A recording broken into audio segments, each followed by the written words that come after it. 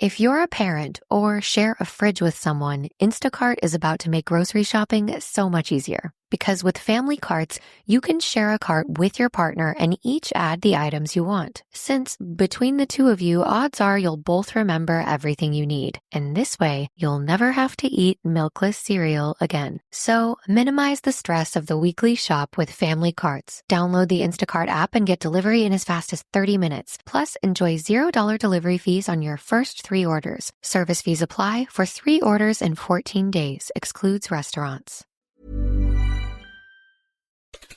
On today's Smart 7, Trump begs Putin to stop Ukraine attacks, Starmer doubles down on net zero, and much more. It's Friday, 25th of April, it's World Penguin Day, and happy birthday, Renee Zellweger. The Smart 7. It's news, but not the news.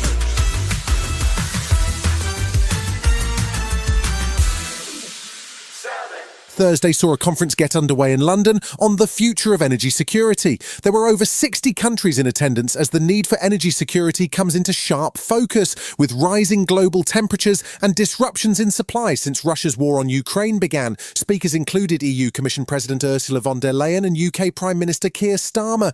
He used the moment to double down on net zero. We are going all out through our plan for change to make Britain a clean energy superpower, to secure homegrown energy and set a path to achieving clean power by 2030. Since Donald Trump took power in the US, the green agenda has been rolled back, and here Tory leader Kemi Badenoch has dismissed the idea of reaching net zero by 2030. But with consistently high energy bills for consumers, Energy Security Secretary Ed Miliband says it's time for a change of perspective. By 2030, we're going to go from a situation where gas sets the price the majority of the time to one where it sets the price the minority of the time. And here is the crucial point. Even when gas sets the price, renewables, the vast majority of renewables, will not be linked to that price.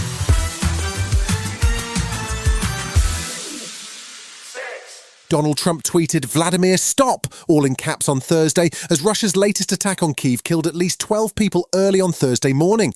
Trump has been increasingly irritated over the slow progress in his bid to halt Russia's war on Ukraine. But so far it seems like most of his annoyance has been directed at the Ukrainian side and President Zelensky in particular. Meeting with the Norwegian Prime Minister on Thursday evening, and perhaps with Nobel Peace Prize thoughts in his head, he was sounding more even-handed and hinting at progress. He wouldn't be talking right now. He's talking, and we're putting a lot of pressure. I think he wants to make a deal. We're going to find out very soon, but it takes 2 to tango. And you have to have Ukraine want to make a deal too, and they're being hit very hard.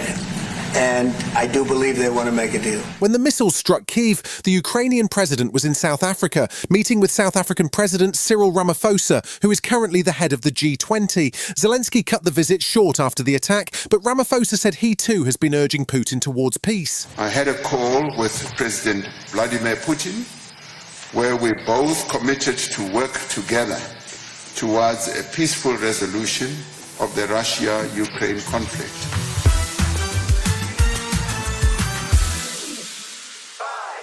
With the local elections next Thursday, things have been tense this week in the House of Commons. Almost every election poll has shown the Tories trailing behind Reform and Labour in third place, and they look set to lose council seats. Leader Kemi Badenoch has also had an internal power struggle with Shadow Justice Secretary and former leadership candidate Robert Jenrick. He's been trying to orchestrate an unofficial voting pact between the Tories and Reform, despite Kemi's objections. But he got a rude awakening on Thursday when Reform leader Nigel Farage declined the offer. I mean, he's clearly shaping himself up to be the next leader of the Conservative Party, but he's actually mistaken. We are not going to do a deal with a Conservative Party that gave us record tax levels since the war, mass migration.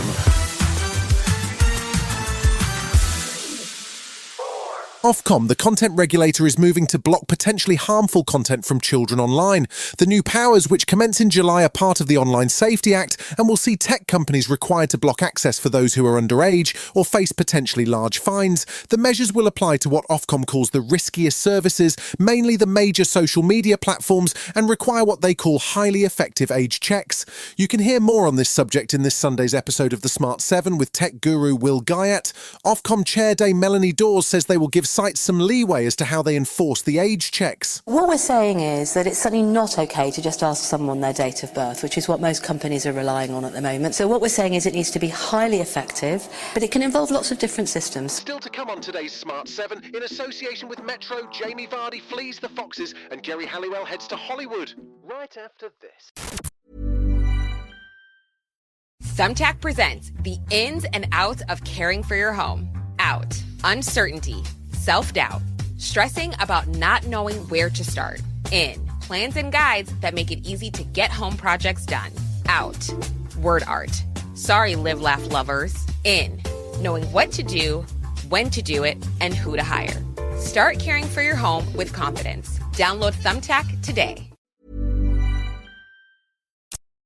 Welcome back.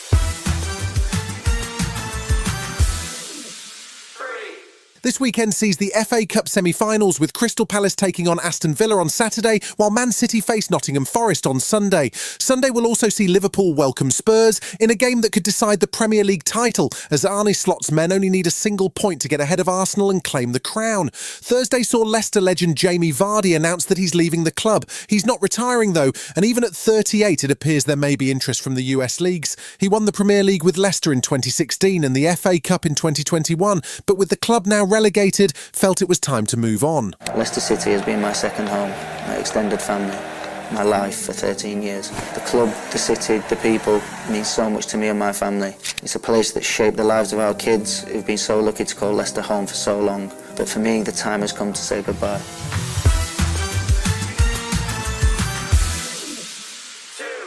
We all know Ginger Spice as a 90s pop icon, and more recently from occasional appearances on Drive to Survive in her role as Jerry Horner, wife of Red Bull racing boss Christian.